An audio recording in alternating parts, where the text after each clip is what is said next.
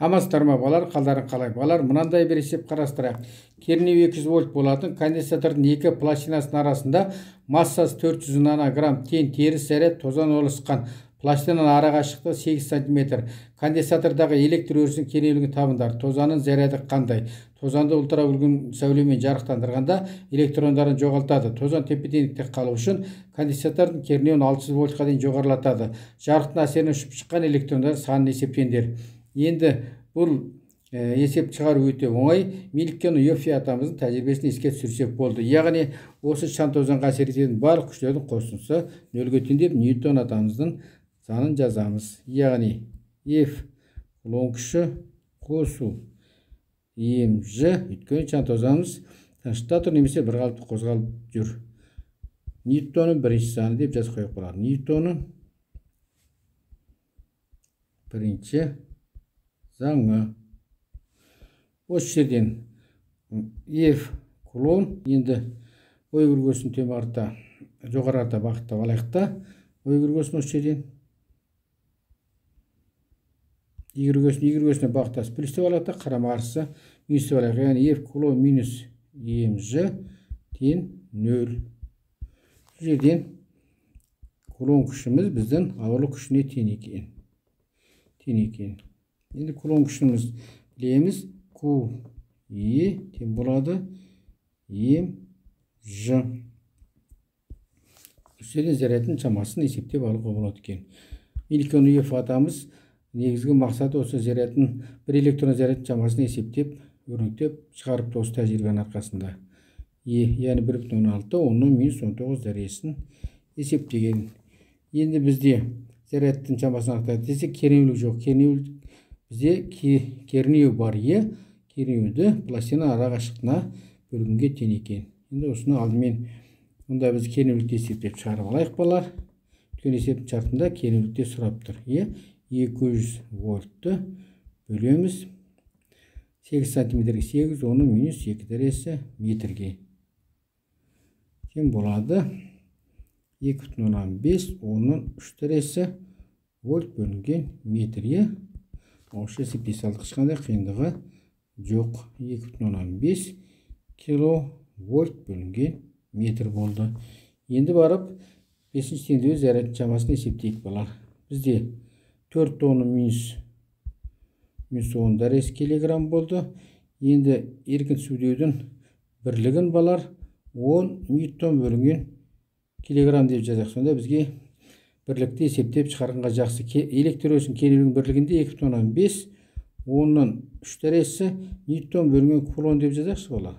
Сонда бізге зарядтың бірлігін шығарғанға өте жеңіл болады. Ньютон қысқарды. Міне зарядтың бірлігі шықты.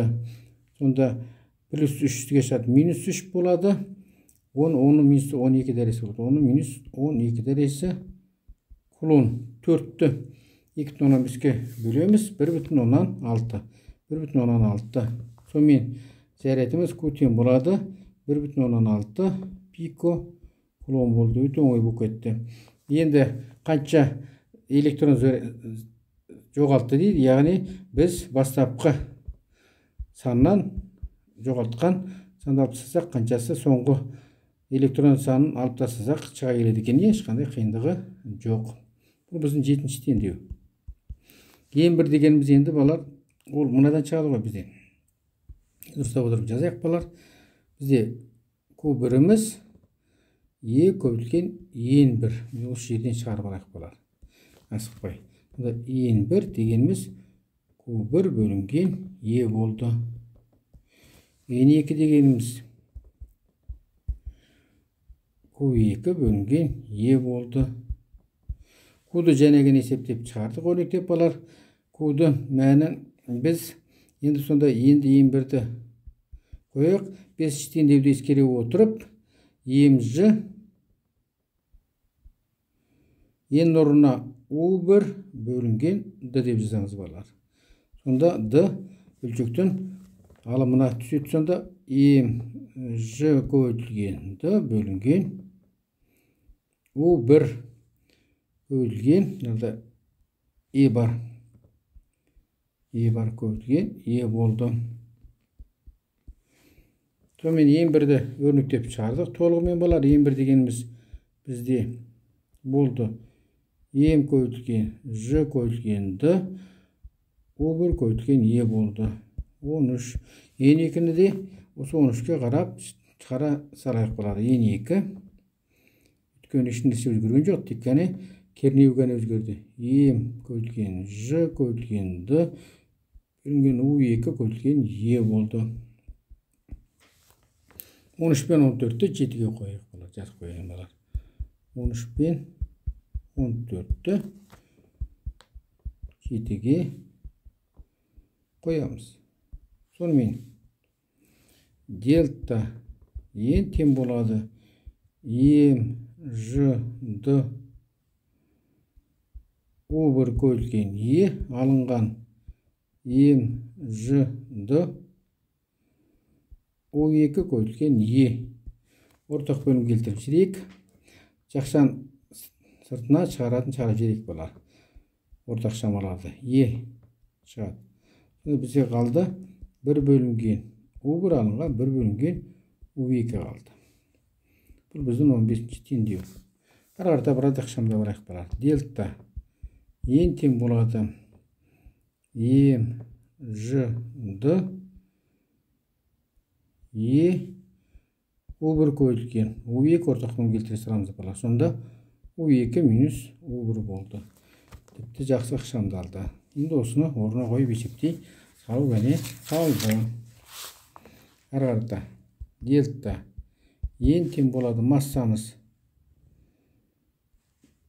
4 көйтілген 10 минус 10 дәресі килограмм көйтілген 10 ньютон бөлінген килограмм көйтілген 8 10-ның минус 1 дәресі 10-ның минус 2 дәресі минус 2 дәресі метр. Енді 600 вольттан 400 вольтты бірден ала салайық. Сонда 200 вольтты ала салайық. 400 вольт қалады.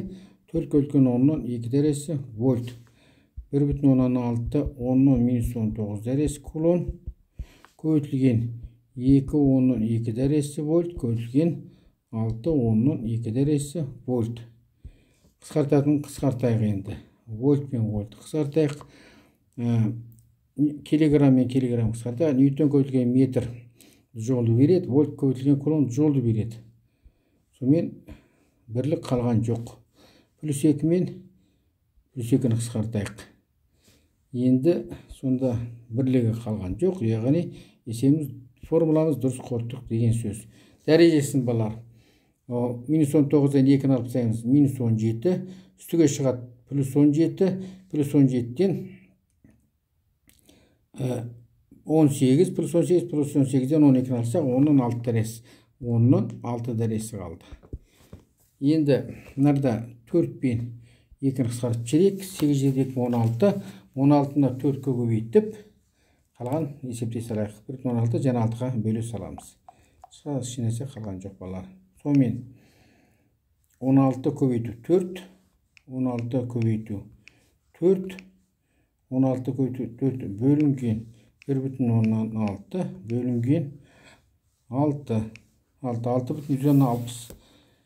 Сонда 6,67, 16 дәресі болды. Сонымен дельта ең 6,67, 16 дәресі электронын жоғалтыпты. Жауабын жазып қойып қалар. Жауабы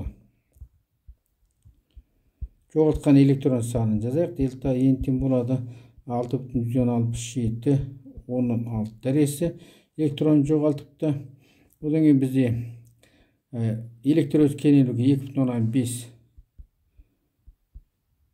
2,5 киловольт бөлінген метр болды. Зарядтың шамасы 1,16 пико кулон болды. 1,16 пико кулон болды. Осымен сабағымыз аяқталды. Қош сау болыңыздар балалар.